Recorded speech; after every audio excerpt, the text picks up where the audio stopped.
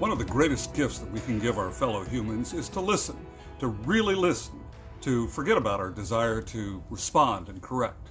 Listen to understand.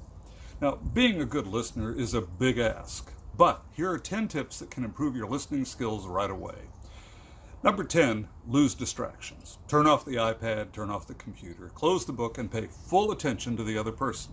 Create what Dr. Edward Hallowell called a human moment, and that's where you connect by paying full attention to the other person. How many of us have ever called tech support and been on the phone with them while we knew that they were Facebooking or checking email or gaming or something else? You can tell, right? So, lose distractions. Number 9, don't finish thoughts or sentences for the other person. Don't you hate it when people do that for you? One of the problems that we have in IT is that we've heard the same problems many times in the past.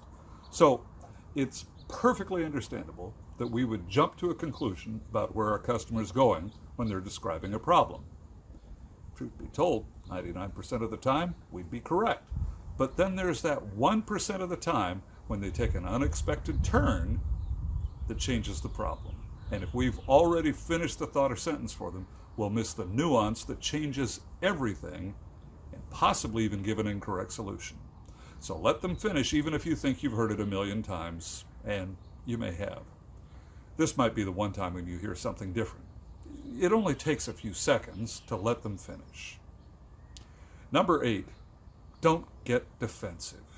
When somebody's giving you feedback, you don't have to agree with them, but listen to what they say, because you might gain some valuable insight that might help you. I pay close attention to evaluations, and sometimes as I'm reading them, I think to myself, oh my gosh, what are they talking about? And other times I think, oh my gosh, they've got a point. So don't get defensive. Number 7, paraphrase back what you just heard. This is the wisdom of Stephen Covey, who says that if you want to make sure that you understand somebody, paraphrase back what they just said. Now, you may want to ask their permission. For example, say something like, let me make sure I understand you. I want to paraphrase back just to make sure I get it. But then paraphrase back. And that way, you can make sure that you got the message that they intended. Number 6, listen to understand and remember what is being said, not just to jump in with your own thoughts and ideas. Listen for deep meaning. Focus on the other person. After all, it's about them and their ideas. It's not about you. Also, it's not necessary that you agree with the other person. It is necessary, however, that you work to understand why they feel or believe the way they do. Number 5, make good eye contact. Now, this can get a little creepy if you go too far with it. I had a friend who, I swear he must have taken some seminar sometime that said you must always look people in the eye. So you'd be talking with him and he'd be kind of doing this. It's just kind of weird. So obviously you can go too far with it. But in the United States, we have this mistaken belief that if someone won't look you in the eye, they're being deceitful. Now that's simply not true, but that's what we believe. And so in order to accommodate that cultural phenomenon, we need to look people in the eye while they're speaking. When you meet somebody for the first time, look them in the eye, shake hands, and give them a smile. And that starts off the relationship with them in the right way. If you're uncomfortable with how far to go with it, let them lead you on it. In other words, when they look away, that's the time for you to look away. Get clues from the conversation. Number 4, allow natural pauses in the conversation. In today's world, I wonder if we speak in a much more rapid-fire way than, say, 100 years ago. Today, it's a cable news world where you've got to go fast, fast, fast, and there can be no dead air because we've got to just keep going, keep the tempo, keep the pace up. It can wear you out. So allow natural pauses in the conversation. Allow it to breathe. Allow people to think about what you just said and what they're saying.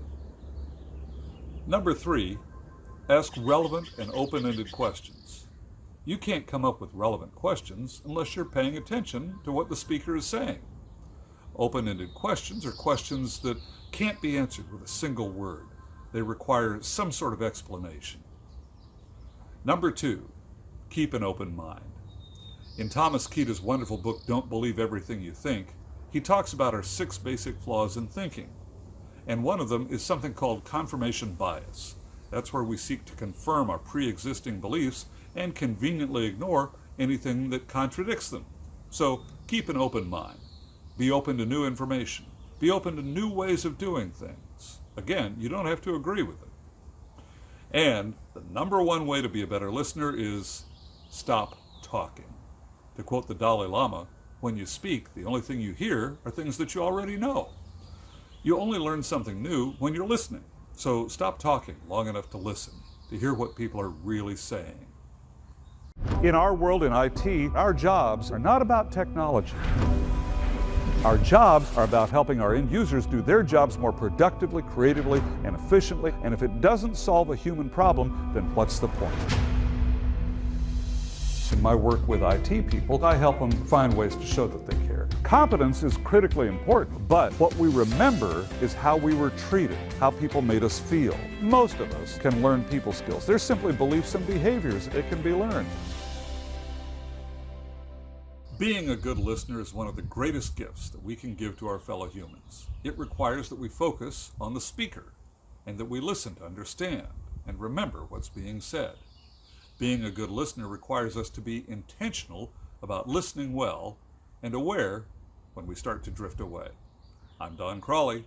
What do you think?